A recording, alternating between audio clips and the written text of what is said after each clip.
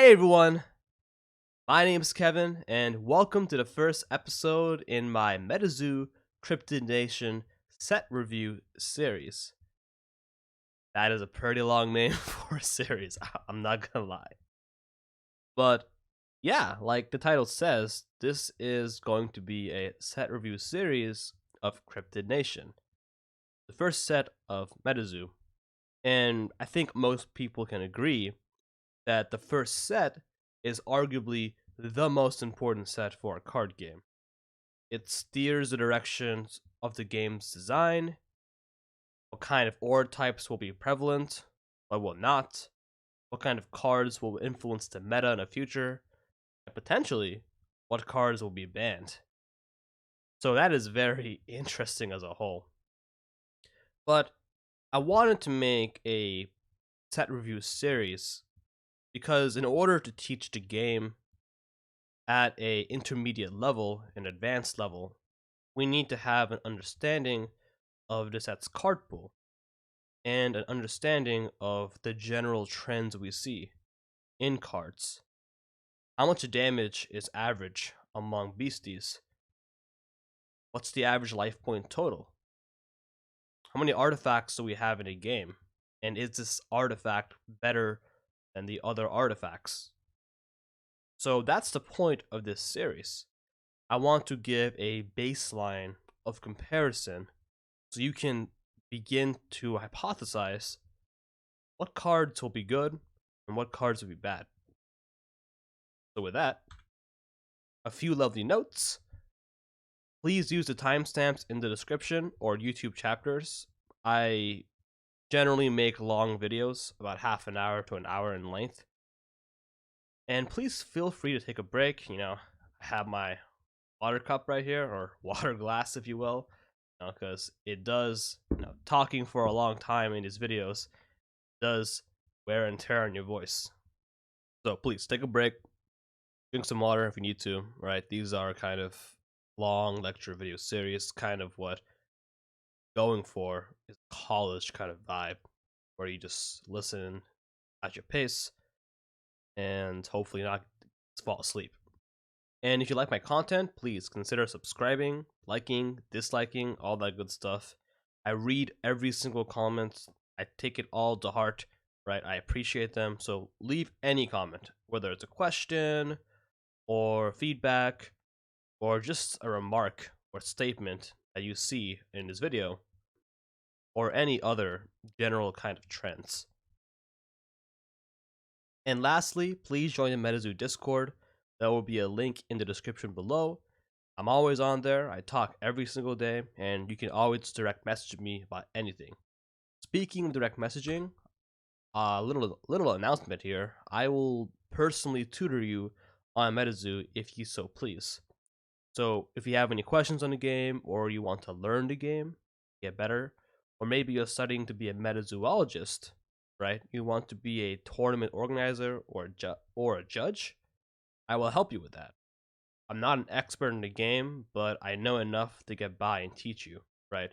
And if it helps to have someone there where you can ask questions openly instead of reading a rulebook, then I will be there to support you. I want to grow the game, and growing the game means we help each other face to face or just voice to voice, right?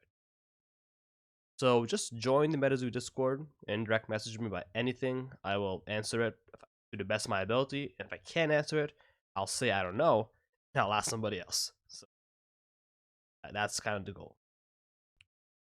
What you will learn from this series. So the goal of this set review series is to, first of all, get a better understanding card pool, like I mentioned in the introduction. It's also to help you gain exposure to each card in Cryptid Nation. Learning a card pool in a game is fundamental if you want to play the game at a higher level. It's fundamental being a judge, because if you don't know the cards being said to you via a ruling that you have to figure out, you can't make a proper assessment of the ruling. It's important as a player to have a better understanding and a faster understanding of the game's board state.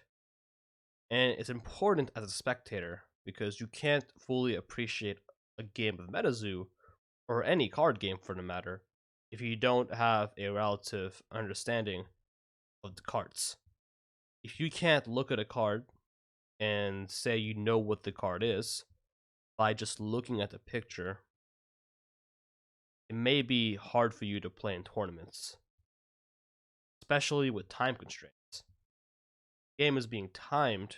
For instance, in MetaZoo, each game is 30 minutes in tournament length. Then you will lose time reading a card and trying to understand what it does versus playing the game. And that could be detrimental for your time and just to your game. Thirdly, this series will help you evaluate a card's relative strength in the meta. So we want to figure out, what cards are good, what cards are bad. I'm not a huge fan of tier lists. I think tier lists are fairly vague, and it can go both ways.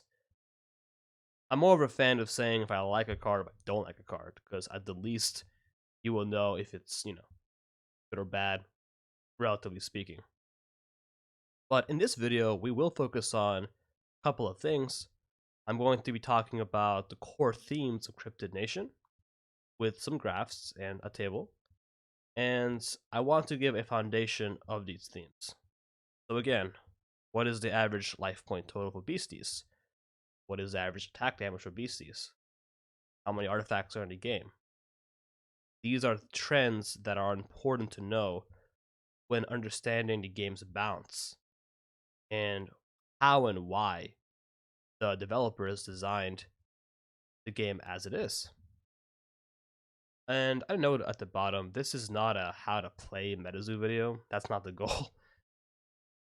Pretty soon, I'm going to release a long rules video where I talk about the entire game as a whole.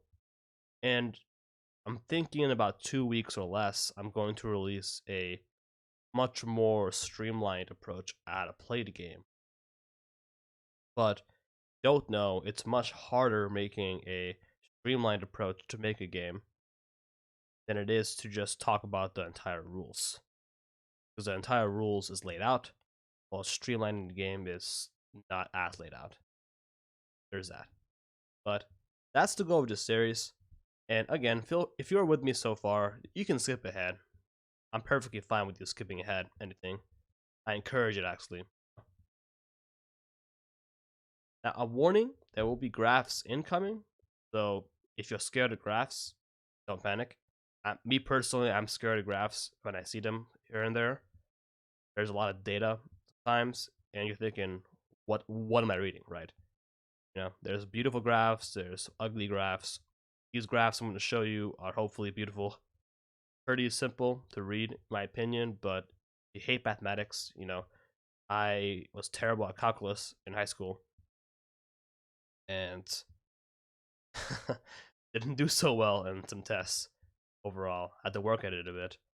But, people take math differently and take graphs differently, but I will try to explain these graphs in a video, what I mean. And again, I'm not a I'm not a math expert, stats expert. If someone is a stats expert, maybe they can make better conclusions with the data than me.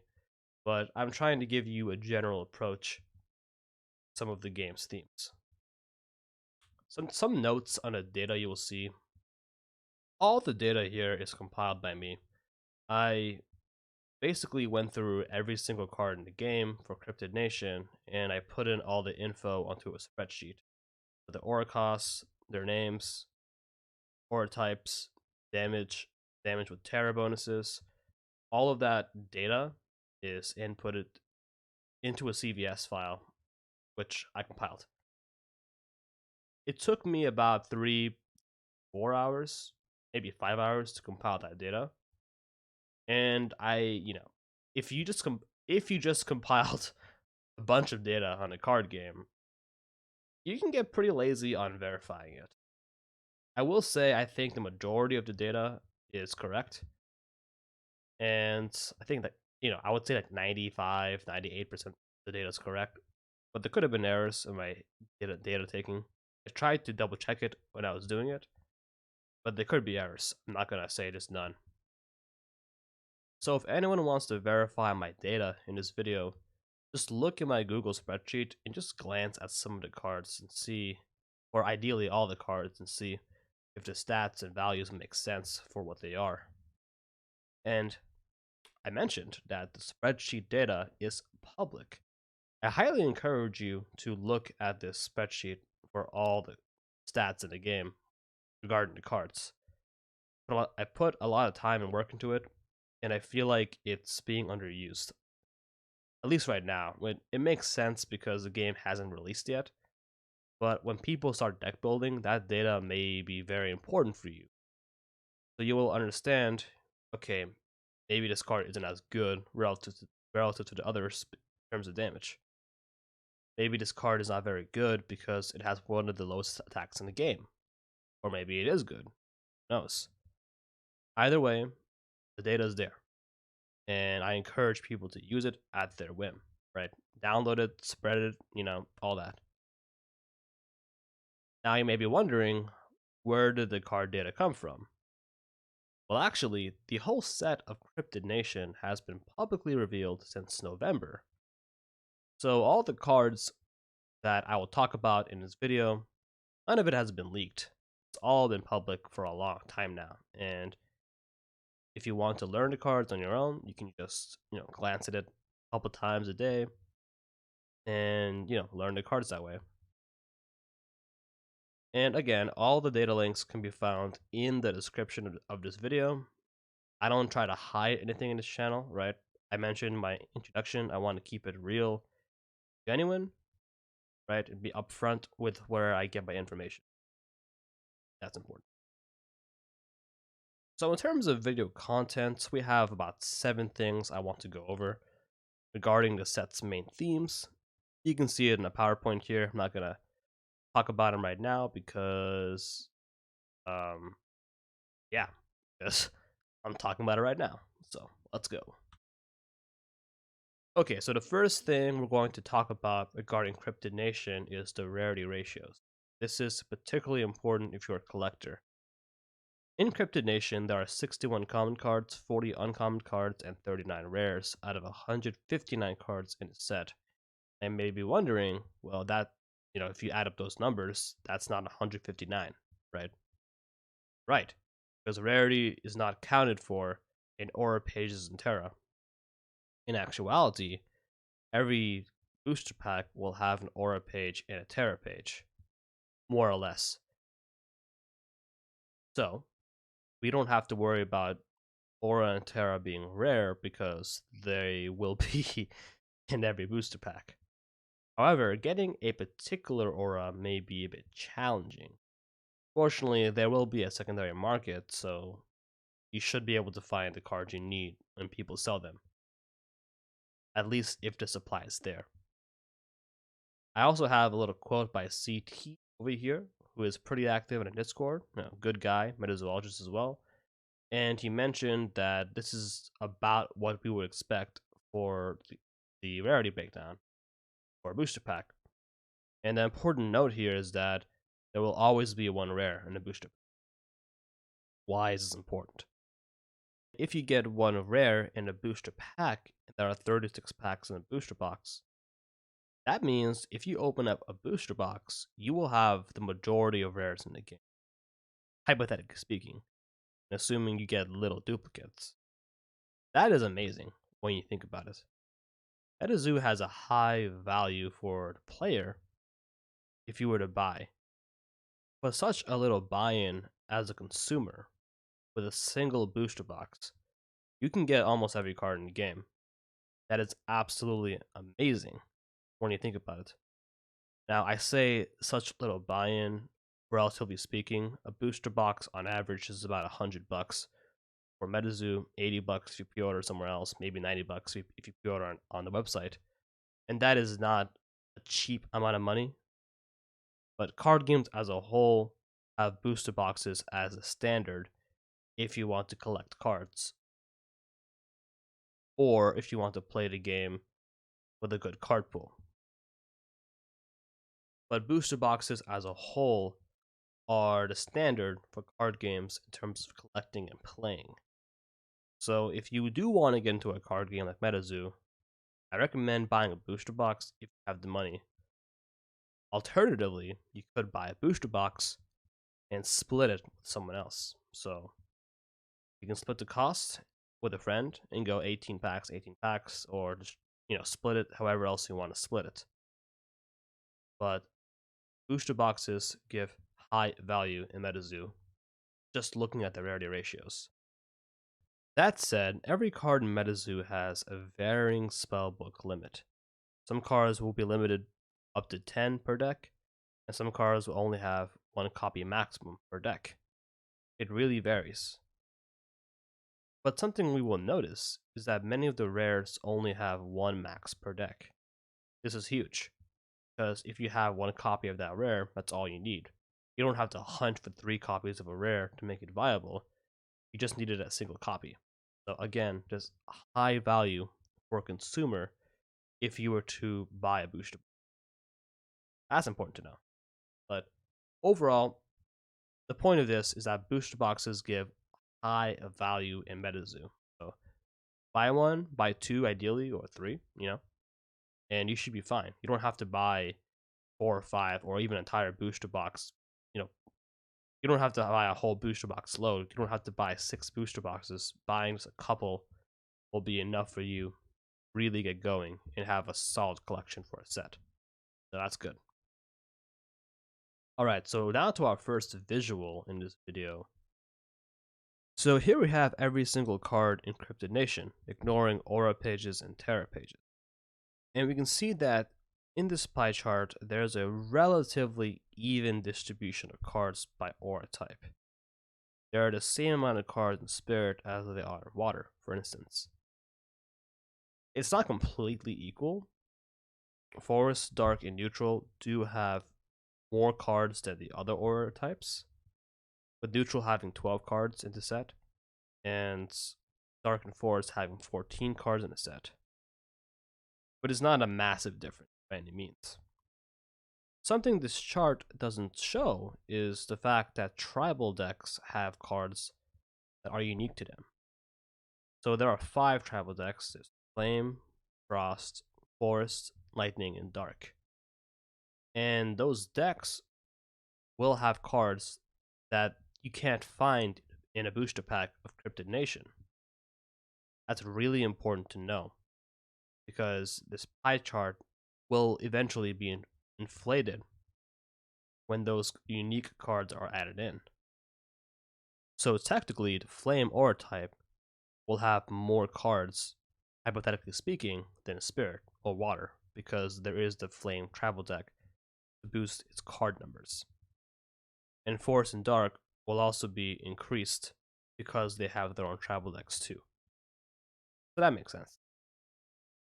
So there's a couple of important points when looking at this pie chart. Point number 1 is that there's not too many cards in a single aura type. Only 10 cards are in Spirit at the moment. What that means is it's probably pretty hard to make a mono Spirit deck.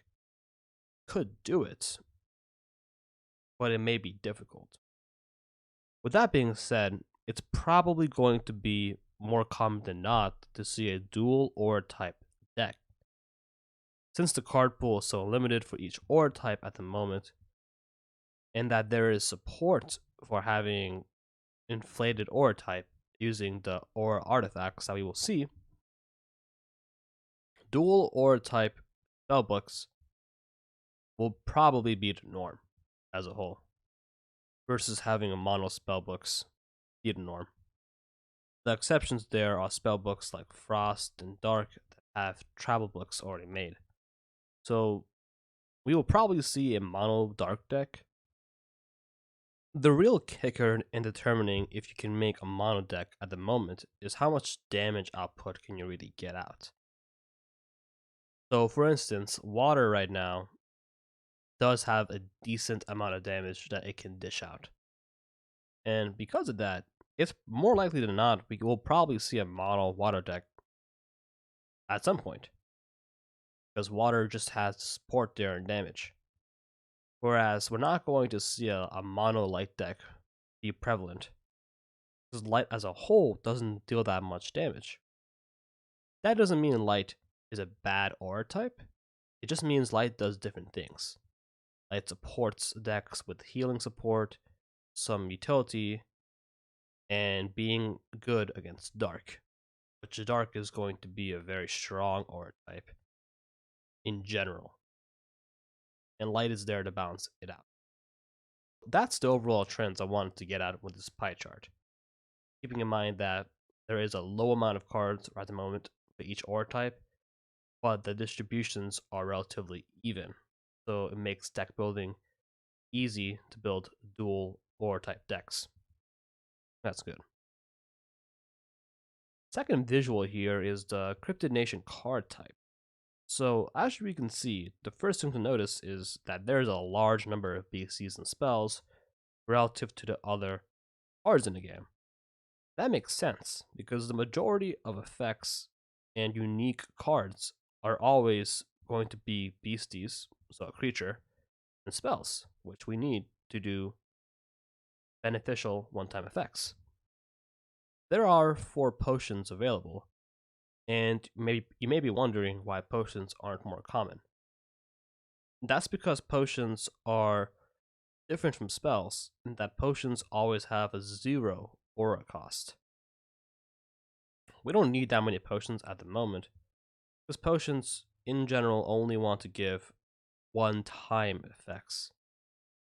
Having a large potion diversity isn't as important as having a large spell diversity, because since potions are universal to all decks, we only need a couple of good effects that will apply to any deck. So that's why the potion count is relatively low, because they can be put in any deck and their effects are extremely versatile. Now this graph is technically lying, because there are 20 artifacts in the game at the moment, but 11 of them are essentially aura shard artifacts. I don't want to count it as aura because they are artifacts, technically speaking, but they are virtually the same card, just in different variations in terms of aura types. So technically, there are only 9 unique artifacts that aren't aura based. And you may be wondering, well, there are 10 aura types. The 11th aura crystal is Chaos Crystal, which gives aura of any type. So with 9 actual artifacts being unique in Cryptid Nation, there's not too many artifacts. That just cuts the numbers down pretty low. What is astonishing is the 19 Terra in Cryptid Nation.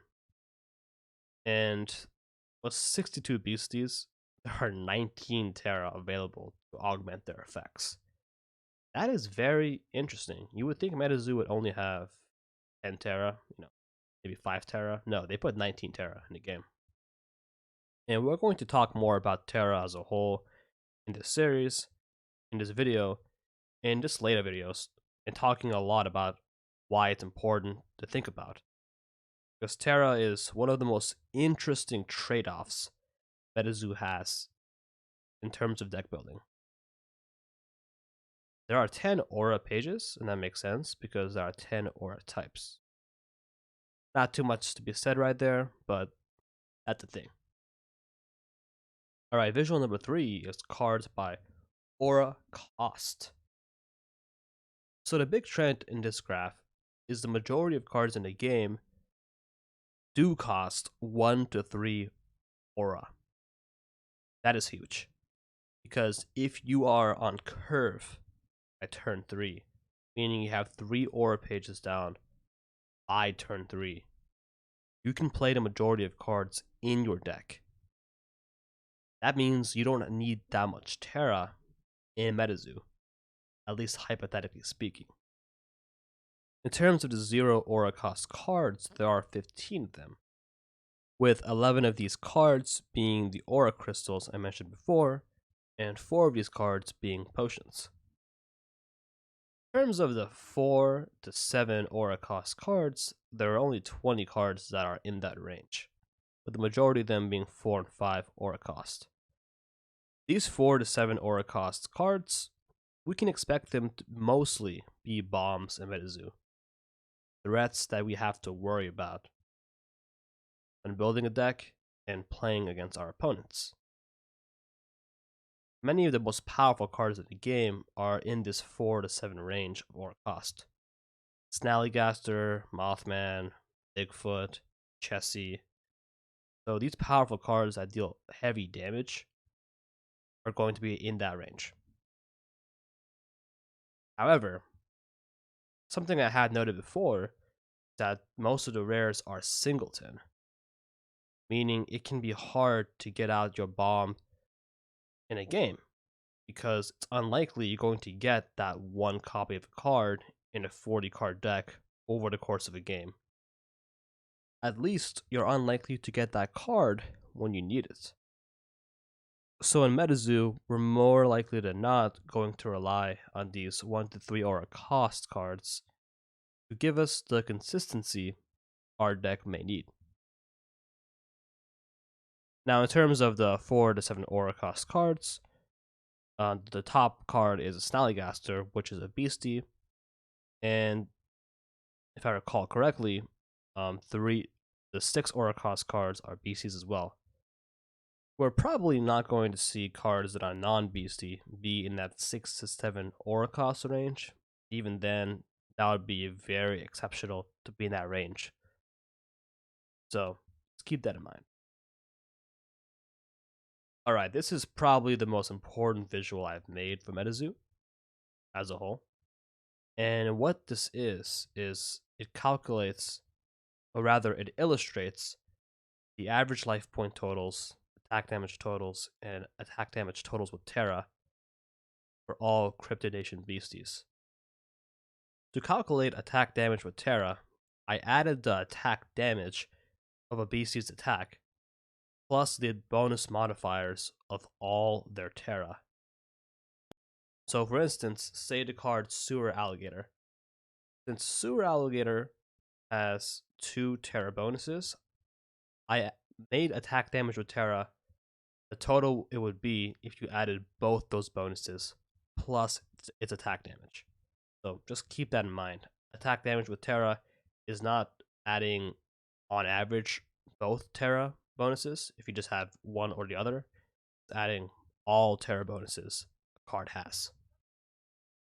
But this is an important graph because it illustrates the general trends we see in stats among Beasties. That's important to know the relationship between Beasties and what cards are going to be good for their aura cost. Just glancing at the life point totals, we can see that there is a general increase in terms of aura cost for life points. And it's a fairly, more or less, a linear kind of line. You can trust it to about 5 or so aura cost, and it's kind of variable for the 6 to 7 because there's not that many 6 to 7 aura cost Beasties. But on average, we can see that, just ballparking it, that the 1 aura cost Beasties have about 20 life points total. I know this is 30, but we give and take that there are some extremes out there for 1 aura cost. It's about 20-ish kind of life points. If you want to break even, more or less, on your aura cost, you want to have about 20 life points for your aura cost. So if you have 3 aura cost, you want about 60 life points, and if you have 5 aura cost, we're hoping for about 100 life points. And that's not really a whole lot of math there. That's just kind of ballparking the numbers in what we see in this graph. If you want an actual number of good life points, the average life point total is 54 for all Beasties. So, if you are dishing out 60 damage with an attack, you can probably destroy most Beasties in the game with that 60 damage. 3 aura cost Beasties and less will easily be destroyed with 60 damage in an attack. 60 damage or so, no, even 50 damage, 50 to 60 damage is a good baseline for attack in MetaZoo. And 50 damage, I'm also going to count 50 damage as a good amount of damage as a whole, because you need 50 damage to destroy any of the aura crystals. And those are priority kill targets in MetaZoo. Now, looking at the average attack values, in general, there's an increase in attack damage when looking at aura cost increases, but it's not as clear when looking at the 2 to 3 aura cost cards in particular. But as a whole, the higher the aura cost of Beastie is, the better its stats that we can expect. This is the most important trend I want you to take away from this graph, though. Besides the average life point totals and attack totals. And it's that Terra has a huge influence in MetaZoo in terms of damage totals. Many of these beasties have their attack damage doubled, or at least significantly boosted, and Terra is taken into play. 1 aura cost beasties generally double their attack when a beneficial Terra for them is on the field. That is huge. That's very, very significant when you think about it. So what this means is, start viewing Terra a bit differently. Terra isn't just this modifier to give effects. Terra is an overall damage buff. And adding Terra to a deck, on average, doubles the attack parts. So we can see the average attack to the top right is 26 for all beasties, but the average attack Terra is 52 approximately. That is literally a doubled amount of damage when Terra is taken into account. And this just shows the influence of us adding few cards into your deck and what it could do for your game. I'm going to have a whole video talking about Terra in the future and the trade-offs of adding it to your deck and how important it is to add into a deck or how unimportant it is to add in the deck. So be on the lookout soon. Visual number 5. There's a lot of information in this graph, but the main point I want to show is that there is a generally even distribution all around for card types in each aura type. So for every aura type in MetaZoo, we generally see most of that aura type's card pool being beasties, followed by spells. That's the real takeaway from this graph, the distribution of beasties to spells in MetaZoo at the moment. There are some exceptions.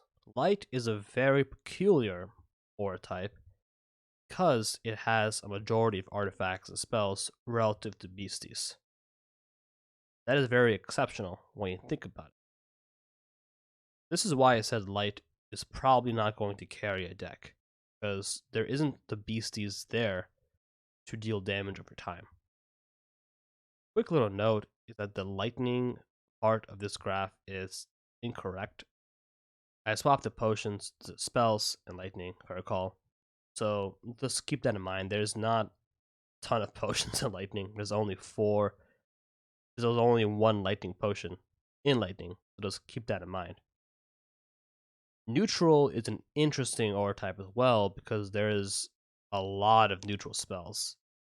This means there's a lot of tech options available to add to your side deck when playing in tournaments. That's huge. Alright, so looking at visual number 6, this is arguably the second most important thing I made in terms of graphs and tables. And this is every single fourth wall effect, really, that gives an attack bonus in MetaZoo. And there are about 41 cards, more or less, that have a Terra bonus given to them in some form. And to the right, we can see the average attack bonus and minimum damage that they get, maximum damage that they will have from a Terra bonus. So some general trends we see from this table. First of all, there are a lot of specialized Terra at the moment. Terra where they only have a single card, a single beastie that they really affect. The Lightning Storm and Quetzalcoatlus, Farm and Chupacabra, Suburban and Black Hat, right? These Terra only affect very specific cards. I'm hoping in the future that will change. That probably will change in the future. But that's the way it is for now. That there are some pretty specialized Terra. A second trend we see is that nighttime, forest, and snowing generally have the most cards for that Terra. But they're all very different as a whole. In terms of nighttime, we see that there are 5 beasties that are dark in nighttime that gain a bonus. And the other 2 that we see are Fresno Nightcrawlers and Moon Knight People, Cosmic. So Dark and Cosmic may have some synergies in terms of Terra bonuses. Something else we see is that the Forest Terra is extremely unique because while Forest has a lot of cards in that Terra, most of the cards are different. So Jersey Devil is a Dark Aura, for instance. Bigfoot is Forest. Right behind is Forest. Giant Salamander is Flame. Ghost Deer is Spirit. And Lakewood Monster is Water. So there are 5 different aura types that are affected by Forest. And this makes Forest, at the moment, the most diverse Terra in the game. So if you want to run a 5 aura page deck, so you can have all 6 of these cards in your deck, be my guest. But I don't know how viable that would be. And I suppose you can say the most homogeneous Terra type is Snowing, because all the Snowing beasties are in Frost. That is very important to note. This means Snowing probably going to be a very strong Terra type to make a deck around.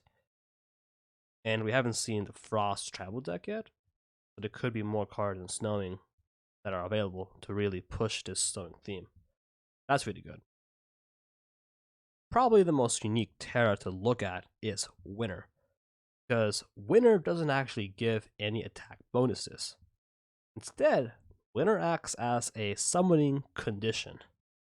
So Babe the Blue Ox, for instance, can only be summoned if it is Winter, right? And Snow, call it Snowwaset. I did not see that till now. It should be Snowwaset, but Snowwaset can only be summoned in Winter. And by summon, I mean contract, similar terms, right? So let's keep that in mind. Similar concept for River Dinos and Sewer Alligator. They can only be summoned in particular kind of Terra. But besides that, Terra is usually not a contracting condition. It's more of a buff as a whole. So just keep that in mind. And that's about it, folks. I mean, that's, the video at this point is probably pretty long. That's all right. I'm going to edit it out and make it shorter.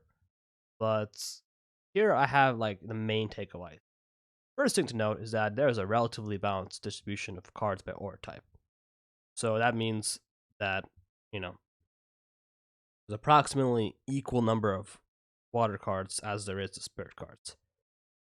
There is a slight skew towards Forest Dark, technically neutral as well, but yeah, just note that there is not too many cards to work with for each aura type, but a relatively balanced distribution of cards by aura type makes building dual spellbooks easier. Point number 2, there is a heavy emphasis on BCs and spells in the card pool. Don't expect to see a lot of potions or artifacts. Expect BCs and spells to take up most of the game and most of the battleground. Point number 3, the majority of cards cost 1 to 4 aura. I should rather have said 1 to 3 aura as a whole, but 1 to 4, a lot of the important bombs for aura types tend to be about 4 aura and 5-ish, but just keep in mind, if you are on curve by turn 3 or turn 4, you can probably play most of your deck. And that's the main point I wanted to say in this kind of line. Point number 4, in general, life points and damage increase with higher aura cost. And I mentioned in that section the average kind of totals we can expect for each aura cost, 4 life points of damage. There is a more linear relationship between life points and higher aura cost than damage. But it's not, I wouldn't worry about it too much. Just understand that a higher aura cost card should not have the life point total of a 1 aura cost card unless there's an exception, like an amazing effect, for instance. Point number 5, aura types tend to have similar type distributions. So again, most aura types have a heavy majority of beasties, and then followed by spells. The exception being light as a whole. And neutral, because neutral has a majority of spells. And point number 6, Terra makes a significant difference in damage output. And I'll make a whole video on Terra again pretty soon. Terra makes a huge difference in the game, depending on what deck you have. And we're going to see decks be Terra-based, we're going to see decks be non-Terra-based, and it's going to be a big debate in the competitive community, most likely, of whether or not Terra should be in a deck. Because the trade-offs Terra gives because the trade-offs Terra has can make it not worth it overall. Or worth it. So yeah. Alright, that's it. Thanks for watching. If you watched this entire video, I appreciate you and your existence, right? My videos are pretty long, so I appreciate anyone who listens to it in the background while doing their laundry or anything else, so that's really nice. Next time, we will actually begin the real set review, where I give my thoughts on each rare, or rather the first 15 rares of Cryptid Nation. I'm going to split up this series into multiple videos, not to milk views, but I really want to give each card the time it deserves, because every card has a lot of thoughts you can say about it, and a lot of perspectives to think about. So I want to give each card the time it deserves, and I want to split it up so it can be easier to watch for certain cards. And it's easier to record as well. Keep that in mind.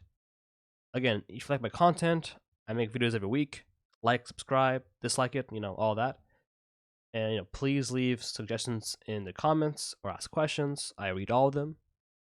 Lastly, please join the MetaZoo Discord. I will have a link down below.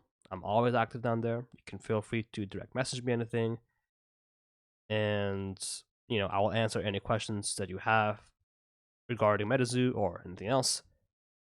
Or if I can't answer it, I'll ask somebody else. So, I appreciate you for watching this whole video. If you did, and just watching parts of it, means a lot. I really want to help people, and if people are being helped by my lectures, just talking, and just me talking about the game, that means a lot to me. That's good. So, until then, stay safe, be healthy, and I'll see you next time.